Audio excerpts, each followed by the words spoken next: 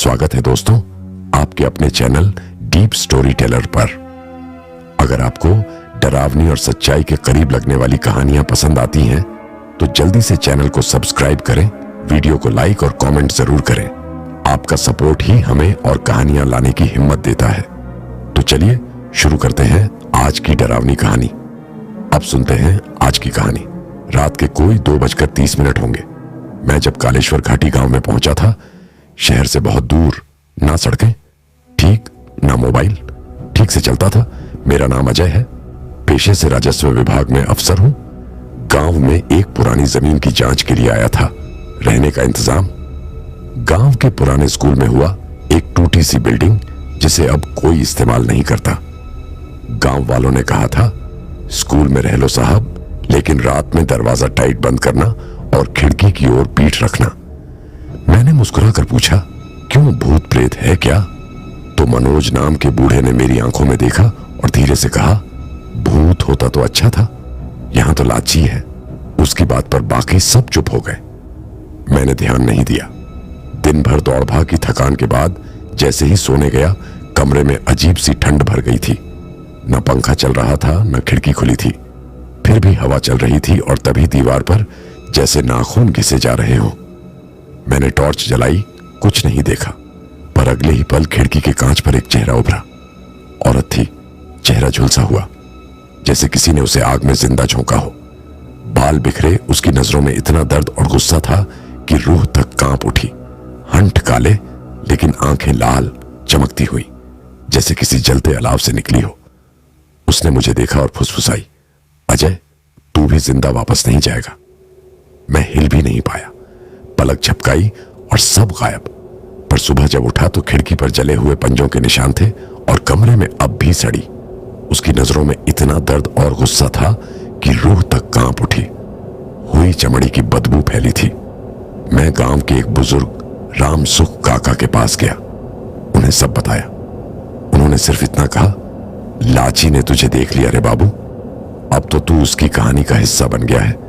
सुबह गांव में सब कुछ आम जैसा लग रहा था, लेकिन मेरी नींद टूटी थी एक बदबू के साथ, सड़ी हुई देह की, जले हुए मांस की। और उस बदबू ने मेरी गर्दन के पीछे अजीब सी झुंझुनाहट छोड़ दी थी।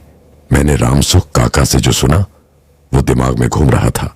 लाची ने तुझे देख लिया रे बाबू, मैंने हल्के से पूछा। काका, ये लाची कौन थी? वो चुप हो गए। उनकी आंखें कहीं दूर देखने लगी और बोले, मत पूछ बाबू, जो लाची की कहानी जान गया वो जीते जी न बचा, न चैन से मरा। उसी दिन तू भी उसका हिस्सा बन जाएगा। उस रात मैं वापस स्कूल में नहीं सोया। मैं गांव के मंदिर के पीछे एक पुरानी ढलाई पर बैठा रहा और तभी मंदिर की छत से किसी औरत के चूड़ियों की झंझनाहट सुनाई दी। फिर वही खरोचने की आवाज और किसी के फुसफुसाने की। अजय, रात के करीब 3 बजे थे। मंदिर के पीछे बैठा मैं सोच ही रहा था कि अब यहां नहीं रुकना चाहिए। तभी वह आवाज फिर आई। अजय, इस बार वह सिर्फ कान में नहीं गूंजी, बल्कि मेरे पीछे खड़ी होकर किसी ने धीरे से मेरा नाम फूंका। मैंने झटके से पीछे देखा, कोई नहीं था, लेकिन सामने मंदिर की सीढ़ियों पर एक औरत बैठी थी, सफेद साड़ी में, बाल खुले हुए और हाथ में कुछ पकड़े, शायद किसी बच्चे की गुड़िया। मैंने टॉर्च जलाकर देखा, पर वो वहीं बैठी रही, टॉर्च की रोशनी से बेअसर। मैंने डरते हुए आवाज दी, कौन है? वो बिना चेहरा उठाए बोली, तू सच्चाई जानने आया है ना अजय? तो आ, मेरा सच देख। मैंने दो, उसकी नजरों में इतना दर्द और गुस्सा था कि रूह तक कांप उठी। वो गुड़िया मानो अब भी किसी मासूम बच्चे की हंसी को अपने भीतर कैद किए हुए थी। कदम बढ़ाए, लेकिन मेरे पैर जैसे जमीन से चिपक गए। उस औरत ने गर्दन घुमाई और मैं वहीं सांस रोककर खड़ा रह गया। चेहरा जला हुआ था, आधा काला और आधा ऐसा जैसे मांस ही गल चुका हो। पर सबसे खौफनाक था उसका होठों से टपकता लाल तरल, जैसे किसी बच्चे का खून हो। मुझे क्यों जलाया गया? उसने अचानक चिल्लाकर पूछा। क्यों क्यों? फिर उसने अपना सिर जमीन पर पटकना शुरू कर दिया, 1 2 3 बार। हर बार चीखती। मैं दोषी नहीं थी। मैं पीछे हटने ही वाला था कि उसने झट से मेरी तरफ देखा और दौड़ी, लेकिन जैसे ही मेरे पास पहुंची, हवा में भाप बनकर गायब हो गई। मैं जमीन पर गिर पड़ा। सांस फूल रही थी और हल्के से महसूस हुआ किसी ने मेरी गर्दन पर हाथ रखा। एक औरत की आवाज फुसफुसाई, जो मेरी कहानी पूरी सुनेगा उसे मेरी मौत भी सुननी पड़ेगी। अगली सुबह गांव में सनसनी फैल गई। पुराना स्कूल जहां मैं पहली रात रुका था, वहां एक खिड़की पूरी राख बन चुकी थी। गांव वाले कुछ नहीं बोले, पर सोनकू काका ने धीरे से कहा, लाची अब जाग गई है, अब वह रुकेगी नहीं। मैंने अब ठान लिया था, या तो मैं यह गांव छोड़ दूं या फिर लाची कौन थी, क्यों मर गई और क्यों लौट आई, यह सच जानकर ही जाऊंगा। मैं सबसे पहले पहुंचा गौरी माई के घर। वो अकेली रहती थी। गांव में सब कहते थे जो बातें बाकी भूल चुके हैं वह गौरी माई के सीने में अब भी जिंदा है। दरवाजा खटखटाया, वह बाहर आई, कमर झुकी हुई, आंखें धमसी हुई। लेकिन जैसे ही उन्होंने मेरी शक्ल देखी, चेहरा सख्त हो गया। तू उसे देख चुका है ना? मैंने सिर हिलाया। वो बोली, अब सुन, पर याद रख, जो एक बार उसकी कहानी सुन लेता है वह दोबारा किसी और कहानी का हिस्सा नहीं बनता। मैं चुपचाप बैठ गया। गौरी माई की आवाज धीमी थी, लेकिन शब्दों में कांपता हुआ जहर था। बहुत साल पहले कालेश्वर घाटी में एक औरत थी, लाची। उसकी हंसी में बच्चों की मुस्कान थी, उसकी आंखों में साफ पानी सा सुकून। वो हर किसी की मदद करती थी, लेकिन कुछ मर्दों को यह मंजूर नहीं था। उनकी बीमार मानसिकता ने लाची को उस चीज का नाम दे दिया जो वो कभी थी ही नहीं। मैंने फुसफुसाकर पूछा, क्या मतलब? गौरी माई बीली उसे डायन कहा गया, सिर्फ इसलिए क्योंकि गांव के चौधरी का बेटा उसे चाहता था और लाची ने उसे ठुकरा दिया। एक रात पूरे गांव ने उसे पकड़कर पेड़ से बांधा और आग लगा दी। मैं स्तब्ध रह गया। वो उसकी नजरों में इतना दर्द और गुस्सा था कि रूह तक कांप उठी। चीखती रही, चिल्लाती रही कि उसने कुछ नहीं किया, लेकिन किसी ने नहीं सुना।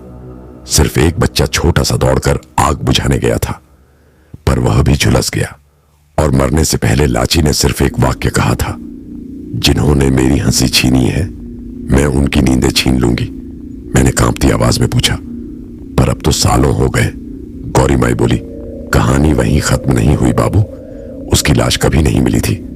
जहां वो जली वहां आज भी मिट्टी गर्म रहती है। कहते हैं उसकी रूह वहीं से उठी थी, और अब वो उसी इंसान को चुनती है जो उसकी कहानी को दोहराता है।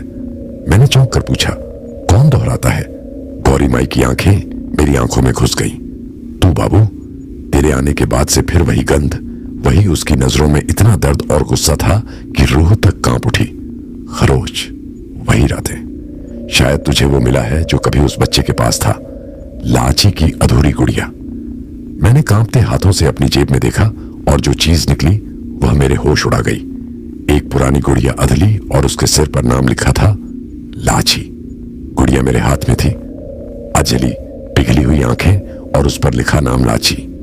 गौरी माई की बात अब सिर्फ किस्सा नहीं रही थी, अब वो हकीकत थी और मैं उसी हकीकत का हिस्सा। मैंने डरते हुए पूछा, माई ये गुड़िया मेरी जेब में कैसे आई? वो बोली, लाची खुद तुझसे जुड़ गई है बाबू। वो चाहती है तू सब देखे, सब समझे और उस आंख तक पहुंचे जहां उसकी कहानी दफन है। मैंने भारी कदमों से माई से पूछा, वो जगह कहां है? वो बाहर आई, हाथ से एक और इशारा किया, पुरानी अमलतास की बगिया, वहां अब कोई नहीं जाता। जैसे ही मैं बगिया में पहुंचा, अमलतास का पेड़ काला पड़ा था। उसकी टहनियां तेरी जैसे, किसी ने उन्हें दर्द में, उसकी नजरों में इतना दर्द और गुस्सा था कि रूह तक कांप उठी। वो गुड़िया मानो अब भी किसी मासूम बच्चे की हंसी को अपने भीतर कैद किए हुए थी। मरोड़ा हो। मैंने देखा पेड़ के नीचे जमीन फटी हुई थी, जैसे वहां कोई जिंदा चीज निकली हो। मैं झुका और जैसे ही मिट्टी को छुआ, हवा तेज हुई और मेरी पीठ पर किसी के नाखूनों का दबाव महसूस हुआ। मैंने तुरंत पीछे देखा, कोई नहीं था, पर अब चारों ओर अजीब चीजें होने लगी। पेड़ की छाल पर जलने के निशान थे, जैसे किसी ने वहां हाथ रगड़े हों। एक औरत की धीमी कराहती हुई आवाज, मुझे बचा लो, हवा में गूंज रही थी। और तभी मैंने देखा पैर के नीचे कोई बैठा है, सिर झुका हुआ, बाल बिखरे हुए और उसकी हथेली में वही गुड़िया। मैंने डरते हुए कदम बढ़ाए और जैसे ही वह चेहरा उठाने लगी, जमीन कांप उठी।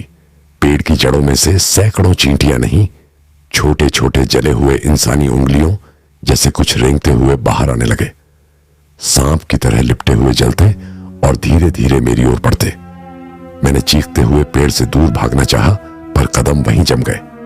और तभी वो औरत उठी, चेहरा जला हुआ, कपड़े फटे हुए, और उसने बस एक वाक्य कहा, जिस दिन मुझे जलाया गया उस दिन तुम वहीं। उसकी नजरों में इतना दर्द और गुस्सा था कि रूह तक कांप उठी। वो गुड़िया मानो अब भी किसी मासूम बच्चे की हंसी को अपने भीतर कैद किए हुए थे। मेरे पूरे शरीर में करंट दौड़ गया। मैं तो अभी कुछ ही दिन पहले आया हूं। वो औरत बोली, हर जन्म में मैं वहीं जलती हूं और हर जन्म में तू वहीं खड़ा होता है। प्रिया, अब कहानी मात्र डर की नहीं रही। अब यह पिछले जन्म के पाप, रूहों के बंधन और अधूरी क्रूरता की कथा बनने जा रही है। लाची का वो वाक्य अब भी मेरे कानों में गूंज रहा था। हर जन्म में मैं वहीं जलती हूं और हर जन्म में तू वहीं खड़ा होता है। मैं कांप रहा था। ये क्या बोल रही हो तुम? मैं तो पहली बार इस गांव में आया हूं। वो धीरे धीरे मेरी तरफ बढ़ी। धरती के नीचे से जले हुए शरीर की बह उठने लगी। तेरी आंखें नहीं हो सकती हैं अजय, पर तेरी रूह को मैं पहचानती हूं। तेरा डर मुझे सालों से छूता आ रहा है।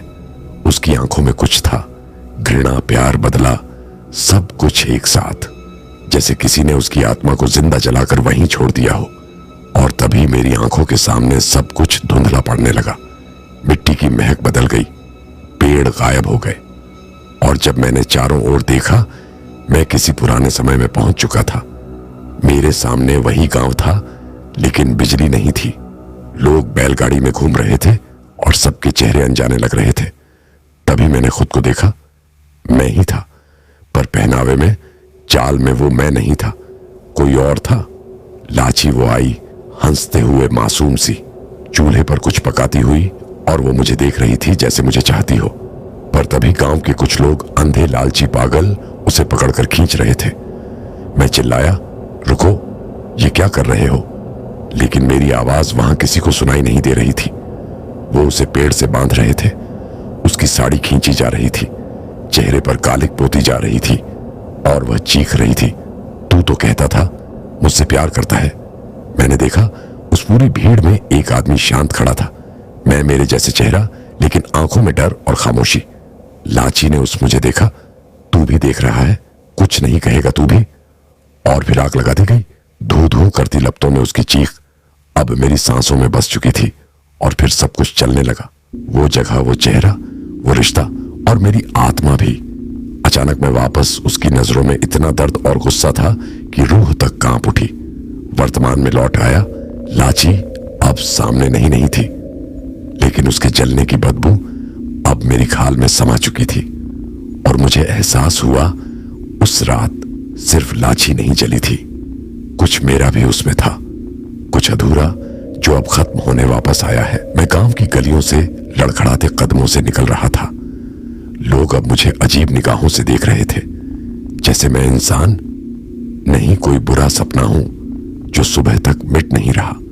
जब मैं मनोज के पास पहुंचा, वो बोले, नहीं, सिर्फ मेरी ओर देखा और धीरे से कहा, अब बहुत देर हो चुकी है बेटा, तू अब सिर्फ अजय नहीं रहा। मैंने कांपती आवाज में पूछा, कौन हूं मैं? फिर उन्होंने बस इतना कहा, तू वही है जो तब भी खामोश था और आज भी जवाब ढूंढ रहा है। उस रात मैं दोबारा अमल पास की बगिया की ओर गया, जहां अब कोई आग नहीं थी, लेकिन हवा में राख तैर रही थी। पेड़ की छांव में वो खड़ी थी, लाची। पूरा चेहरा अब साफ दिख रहा था, झूसी हुई त्वचा, लेकिन आंखें वैसी ही मानो कुछ कहने से पहले रो चुकी हूं। मैंने उससे कहा, अगर मैं ही वो था जिसने तुम्हें अकेला छोड़ दिया तो मुझे सजा दो, मार दो, खत्म कर दो। वो चुप रही, फिर धीरे से बोली, तेरी सजा मौत नहीं है अजय, तेरी सजा है मेरी पीड़ा को पूरी तरह समझना।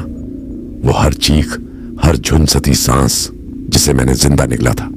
फिर वो मेरे पास आई, उसने मेरा हाथ पकड़ा और मेरी आंखों में देखने लगी, और उस छुअन के साथ मुझे उसकी जलती हुई हड्डियों का दर्द महसूस होने लगा।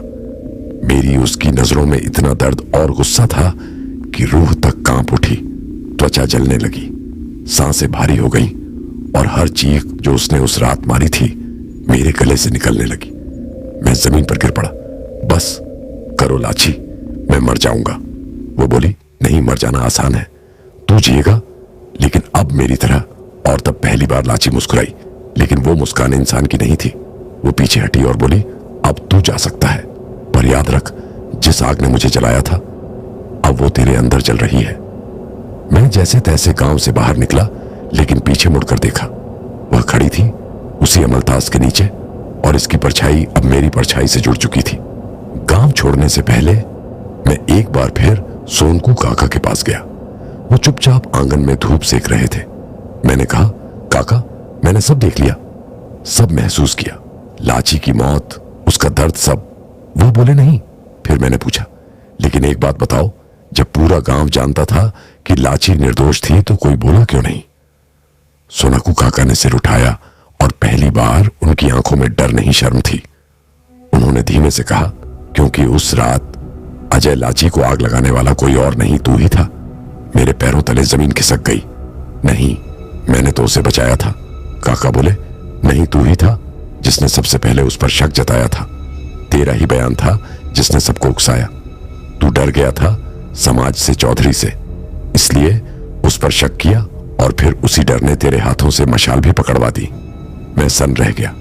तो लाची ने जो कहा था, हर जन्म में तू वहीं खड़ा होता है, वह सिर्फ प्रतीक नहीं था, वह सच था।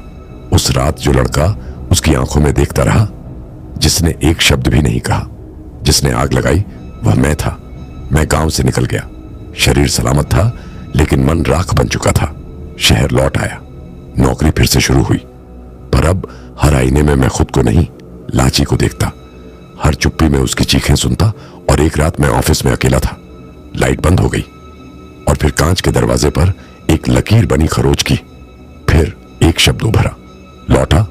मैंने आंखें बंद की और वही आवाज कान में गूंजी, यह आग अभी बुझी नहीं है अजय, अब हर जन्म में मेरे साथ तू भी जलेगा।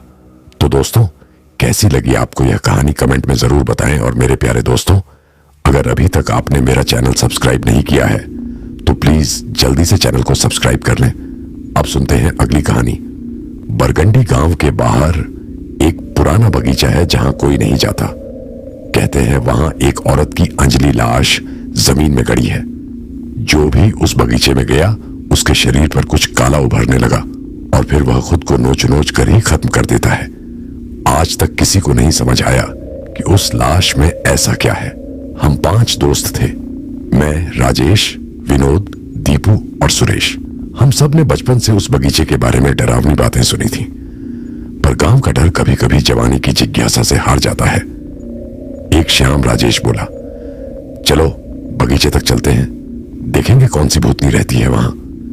विनोद बोला, कहते हैं वहां जो गया वो 2 दिन बाद पागल हो गया, खुद को नोचन नोच कर खत्म कर देता है। पर मजाक मजाक में हम सब तैयार हो गए। रात के करीब 9 बजे हम 5 उस पुराने रास्ते पर थे। हवा में अजीब सी चुप्पी थी, जैसे सब कुछ कोई सुन रहा हो। जैसे ही हम बगीचे के भीतर पहुंचे, एक तेज सड़ा ने हमें घेर लिया। टॉर्च की रोशनी घास पर पड़ी और सामने एक उसकी नजरों में इतना दर्द और गुस्सा था कि रूह तक कांप उठी। अधजली लाश जमीन में आधी खड़ी थी, चेहरा बुझा हुआ मगर आंखें खुली थी। सिर्फ खुली नहीं, वो सीधा हमें घूर रही थी। दीपू कांपता हुआ बोला, भाई ये देख रही है, ये जिंदा है। और तभी सुरेश ने अपने हाथ की आस्तीन ऊपर की। उसकी बांह पर एक काली छाया की तरह कोई आकृति उभर रही थी, जैसे कोई स्याह जानवर उसकी चमड़ी में घुस रहा हो। यह क्या है? यह जल रहा है। सुरेश चिल्लाया और जमीन पर गिर पड़ा। उसने अपनी बांह पर नाखून से इतनी तेज खुजलाना शुरू कर दिया कि खून टपकने लगा। हम सब बुरी तरह डर चुके थे। सुरेश को पकड़कर भागे, लेकिन भागते समय एक झोंका आया। ऐसा लगा जैसे किसी ने मेरी पीठ पर हाथ रखा हो और फूंक मारी हो। सुरेश को जैसे तैसे घर लाए, मगर वो कुछ और ही बन गया था। उसकी आंखें सूज चुकी थीं और जिस बांह पर काली छाया उभरी थी वहां से मांस उतरने लगा था। दीपू तो उल्टी करता रहा पूरी रात और विनोद ने कसकर दरवाजा बंद कर लिया, जैसे कुछ हमारे पीछे आ गया हो। मैं पहली बार किसी को इतना चुप देखा। राजेश वो बस एक बात दोहरा रहा था। उसकी आंखें, वो लाश की आंखें अब भी मेरी आंखों में हैं। अगले दिन सुबह सुरेश की मां हमारे दरवाजे पर आई। उसका चेहरा सफेद, आंखें फटी हुई, वो चीख रही थी, मेरा बेटा अपने ही नाखूनों से मांस नोच रहा है, हड्डी तक दिख रही है, कुछ कर दो। हम भागे उसके घर। कमरे में अंधेरा था, खिड़कियां बंद। सुरेश पलंग पर पड़ा हुआ था और उसका एक हाथ अब पूरा काला हो चुका था, जिसे जलाया गया हो। लेकिन वहां कोई बदबू नहीं थी, बल्कि कमरे में एक अजीब ठंडक थी जो खाल के नीचे रेंगती लगती थी। राजेश ने धीरे से कहा, यह कोई बीमारी नहीं है, कुछ उस बगीचे से इसके अंदर आ गया है। मैंने देखा सुरेश की छाती पर एक नया निशान उभर आया था, जैसे कोई उंगलियां भीतर धंस रही हों। और फिर सुरेश की आंखें खुली। वह हमें घूरने लगा। वो औरत अंदर है, अब मैं नहीं हूं। उसने अपने ही सिर को दीवार पर दे मारा। रक्त की एक मोटी धार फर्श पर फैली। हम सब चीख पड़े। उस दिन के बाद गांव में एक नया डर फैल गया। लोग कहने लगे कि बगीचे में कोई नहीं रहता, बल्कि वह किसी को अपने साथ भेजता है, जो उसके लिए लोगों की आत्मा चुराता है, शरीर से नहीं, मन से। सुरेश की मौत को गांव वालों ने बावलेपन से हुई खुदकुशी मान लिया, लेकिन हम जानते थे यह कोई बीमारी या पागलपन नहीं था। यह कुछ ऐसा था जो हम सबके अंदर धीरे धीरे पनप रहा था। विनोद ने उस रात से खाना पीना छोड़ दिया। उसकी मां कहती थी, यह आधी आधी रात को छत पर जाकर अकेले बैठता है और खुद से बातें करता है। हमने उसे समझाने की कोशिश की, लेकिन वो बस एक ही बात दोहराता। उस दिन सिर्फ सुरेश के अंदर कुछ नहीं आया था, हम सबके अंदर वो कुछ छोड़ गई थी। राजेश, जो अब उसकी नजरों में इतना दर्द और गुस्सा था कि रूह तक कांप उठी, तक सबसे निडर था। उसने गांव छोड़ने की बात कही। हम सब मरेंगे अगर यहीं रहे। यह औरत कोई भूत नहीं, यह किसी तांत्रिक की छोड़ी हुई चीज है, जिस्म के अंदर घर बना रही है। मैंने पूछा, तू कैसे जानता है? तो उसने हमें एक चीज दिखाई, अपनी कमर पर एक गोल चक्र सा निशान, जैसे किसी ने जलती हुई छड़ से गोदा हो। उस पर उंगलियों के निशान थे, 5 नहीं 6। दीपू तो उस दिन से ही हर परछाई से डरने लगा था, यहां तक कि अपने साए से भी। एक दिन वो मेरे घर आया, कांपता हुआ, रोता हुआ। मेरे घर में कोई है? मैं बात कर रहा था और जवाब आया।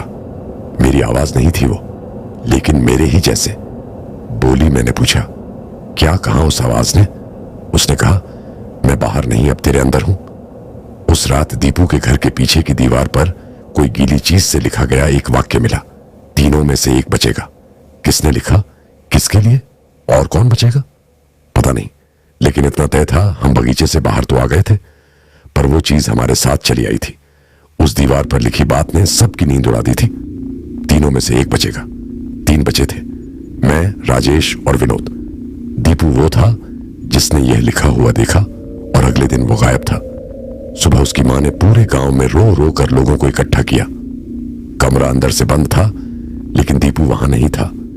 खिड़की की जाली पर बस एक अजीब सी झुलसी हुई हथेली की छाप थी। 5 नहीं, फिर से वहीं 6 उंगलियां। गांव वाले अब डरने लगे थे। किसी को शक था हम पर, किसी को यकीन था कि हम किसी ऊपरी साया के संपर्क में हैं, पर हम जानते थे अब वक्त था कि हम खुद जाकर पता लगाएं, आखिर वह औरत थी कौन और क्यों हमारे पीछे पड़ी है। राजेश ने एक पुराना पंडित कालूराम का नाम लिया, जो एक समय गांव के बाहर मसान के पास तांत्रिक विद्या करता था, पर अब सब कुछ छोड़ चुका था। हम उसी शाम कालूराम के पास पहुंचे। वो एक टूटी झोपड़ी में चिता की राख लपेटे बैठा था। हम तीनों उस बगीचे में गए थे बाबा, और अब एक एक करके सब मर रहे हैं। कालूराम ने हमारी बात ध्यान से सुनी, फिर बोला, तुमने जो देखा वो इंसानी लाश नहीं थी, वो निखट्टी थी। ऐसी औरत जो मरे बिना पहले ही तांत्रिक बलि की तैयारी में थी। उसकी आत्मा को जलाया नहीं गया था, उसे जमीन में आधा गाड़कर जिंदा छोड़ा गया था, ताकि वह अधूरी तांत्रिक बने। हम सब सन्न थे। अब वह अधूरी आत्मा पूरा होने के लिए 3 शरीर मांग रही है, इसलिए लिखा है तीनों में से एक बचेगा। मैंने कांपती आवाज में पूछा, उसे कैसे रोका जा सकता है? उसका अंतिम अंग जहां गड़ा है वही उसका जन्म बिंदु है। उसे आग नहीं, खून की रेखा से बांधना होगा। लेकिन याद रखो, जिसने भी उसे देखा है वो अब उसके पास है, और वह खुद में नहीं, तुम्हारे बीच है। हम तीनों लौटे, लेकिन एक सवाल पूरे रास्ते दिमाग में गूंजता रहा, हमारे बीच कौन अब इंसान नहीं रहा? पंडित कालूराम की बात सुनने के बाद हम तीनों, मैं, राजेश और विनोद, चुपचाप गांव लौटे। अब डर बाहर नहीं था, डर अब शक बन चुका था, और शक अपने ही दोस्तों पर। उस रात हम तीनों ने गांव से थोड़ी दूरी पर एक ही झोपड़ी में रुकने का फैसला किया। हमने तय किया सुबह होते ही बगीचे जाकर उस जगह को खोजेंगे जहां वह औरत गाड़ी गई थी। पर रात बड़ी लंबी थी और अंदर ही अंदर कुछ खदबदा रहा था। आधी रात बीती होगी। मैं प्यास से उठा और बाहर गया, पर वापस आते वक्त देखा राजेश जाग रहा था और चुपचाप विनोद को घूर रहा था। मैंने पूछा क्या हुआ? राजेश ने धीमे से कहा, वो विनोद नहीं है। तूने देखा है उसकी आंखें आजकल कैसी हो गई हैं? मैं कुछ कहता उससे पहले ही विनोद उठ बैठा। किसकी आंखें बदल गई हैं राजेश? क्या तुम अब मुझसे भी डरने लगे हो? वो मुस्कुरा रहा था, लेकिन उसकी मुस्कान में कोई मांस नहीं था, बस हड्डी महसूस हो रही थी। तभी राजेश ने मुझे धीरे से धक्का दिया और बाहर खींच लाया। भाई, वो अब हम में से नहीं रहा। पंडित ने कहा था वो हमारे बीच है। मैं तो साफ देख सकता हूं वह विनोद ही है। मैंने उसकी बात पर यकीन किया, लेकिन मैं खुद भी डरा हुआ था क्योंकि विनोद की परछाई उसके साथ चल नहीं रही थी। सुबह हम तय समय पर निकले, लेकिन इस बार हमने विनोद को कुछ नहीं बताया। हमने कहा हम एक जगह जा रहे हैं, तू आराम कर। पर कुछ दूर जाने के बाद पीछे से किसी के पैरों की आहट आने लगी। हमने मुड़कर देखा, विनोद हमारे पीछे खड़ा था। चेहरा शांत था, लेकिन उसकी आंखों से खून टपक रहा था। कहां जा रहे हो तुम दोनों? आवाज एकदम सीधी सपाट। राजेश कांप गया। हम बस यूं ही। विनोद धीरे धीरे मुस्कुराने लगा। तुमने जो सोचा वही सही था, लेकिन तुम दोनों में से कौन बचेगा यह अब मैं तय करूंगा। उसकी पीठ से साया निकलने लगा, 6 उंगलियों वाला साया। विनोद अब हमारे सामने खड़ा था, आंखों से खून, पीठ से साया, और उसके चेहरे पर वो मुस्कान नहीं थी जो हम पहचानते थे। राजेश, तूने सही पहचाना। अब फैसला होगा, कौन बचेगा। राजेश ने मेरा हाथ, उसकी नजरों में इतना दर्द और गुस्सा था कि रूह तक कांप उठी, पकड़ा और फुसफुसाया, भागो। अब यहां से नहीं निकले तो ये हम दोनों को खत्म कर देगा। हम भागे जैसे जान बचाने की दौड़ हो, पर यह सिर्फ दौड़ नहीं थी। हम हवा से तेज भाग रहे थे और पीछे से मिट्टी उखड़ने की आवाज आ रही थी। हमने गांव से पहले वाली एक पुरानी टूटी हवेली में घुसकर दरवाजा बंद किया। सांसें फूली हुई थी। मैंने पूछा, अब क्या करेंगे? राजेश बोला, पंडित ने कहा था उस अधूरी आत्मा का जन्म बिंदु खोजो जहां उसका शरीर अधगड़ा गया था। वहीं उसे बंद किया जा सकता है, खून से खींची गई रेखा से। मैं डरते हुए बोला, पर उस बगीचे में तो वह खुद है, और अब विनोद भी उसका हिस्सा बन चुका है। राजेश ने मेरी आंखों में देखा, भाई, अगर हम अब नहीं गए तो अगला वो तुझे चुनेगी, क्योंकि वो तीनों में से सिर्फ एक को छोड़ने का वादा कर चुकी है। हमने रात का इंतजार नहीं किया। दोपहर में ही टॉर्च, लाल धागा और एक लोहे की कील लेकर उस बगीचे की ओर बढ़े। जैसे ही हम वहां पहुंचे, वहां की हवा अलग थी। सड़न पहले से और तेज, और पेड़ जैसे हिल नहीं रहे थे बल्कि कांप रहे थे। राजेश ने मुझे एक जगह इशारा किया। एक पेड़ की जड़ के पास जमीन थोड़ी ढीली लग रही थी। हमने मिलकर खोदना शुरू किया। कुछ ही मिनटों में वो दिखा। एक अधली औरत का शरीर पर अब सड़ चुका था, पर उसकी आंखें फिर भी खुली थीं और वो हंस रही थी। और तभी पीछे से एक आवाज आई, तुमने मुझे खुद तक बुलाया। विनोद था, पर अब उसकी आवाज विनोद जैसी नहीं थी। वो खड़खड़ाहट से भरी थी, जैसे दो लोग एक साथ बोल रहे हों। विनोद हमारे सामने खड़ा था, मगर अब वो सिर्फ विनोद नहीं था। उसकी आवाज, उसकी चाल, उसकी आंखें, सब कुछ किसी और की तरह हो गया था। तुमने मुझे खोदकर बाहर निकाला, अब तुम्हारे खून से मैं पूरा बनूंगी। राजेश कांपते हुए बोला, रेखा, खींच भाई, जल्दी। मैंने जेब से वह लोहे की कील निकाली और उंगली में खुद को काटकर खून की बूंद जमीन पर गिराई। उस अधली देह के चारों ओर गोल चक्र खींचा, पर तभी विनोद ने लपक कर राजेश का गला पकड़ लिया। राजेश, जा रहा है सबसे पहले, तुझसे ही तो शुरू हुआ था शक। राजेश की आंखें लाल हो गई। वो सांस नहीं ले पा रहा था और विनोद के मुंह से काली भांप निकलने लगी, जैसे कोई अंदर से उबल रहा हो। मैंने कील उठाकर विनोद की पीठ में सीधा वो निशान भोंक दिया जहां से वह साया निकलता था। एक डरावनी चीख गूंजी, ना मर्द की, ना औरत की, जैसे कोई सूखी हड्डी तोड़ी जा रही हो। विनोद जमीन पर गिरा, उसका शरीर कांप रहा था और उसकी आंखों से आंसू बह निकले। मैं अब होश में हूं, पर यह अंदर बहुत गहरा है। राजेश ने लड़खड़ाती आवाज में कहा, अब जो करना है कर ले भाई, नहीं तो हम तीनों में से कोई नहीं बचेगा। मैंने खून से खींचा गया गोल पूरा किया।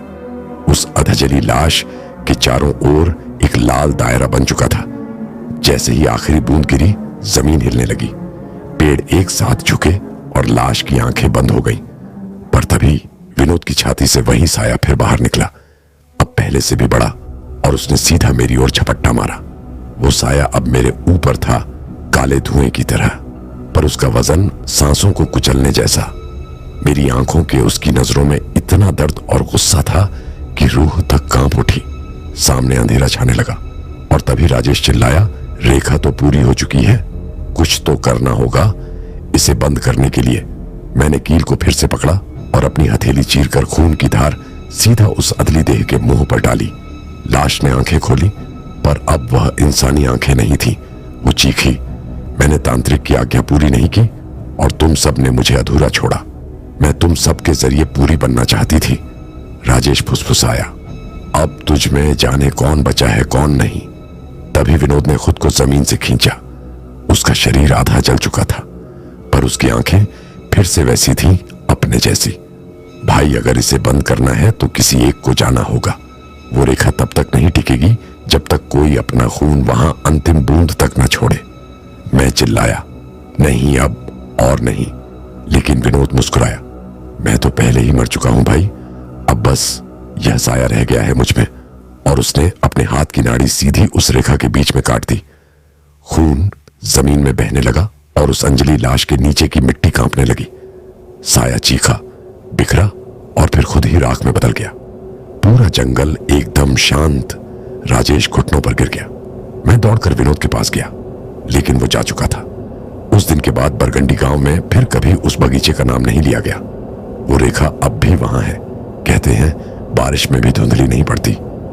पर एक रात राजेश ने मुझसे कहा, तूने कभी सोचा, अगर उसकी नजरों में इतना दर्द और गुस्सा था कि रूह तक कांप उठी, विनोद सच में मर गया था, तो मरने से ठीक पहले उसकी आंखें लाल क्यों थीं? तो दोस्तों, कैसी लगी आपको यह कहानी? दोस्तों, यह थी आज की डरावनी कहानी।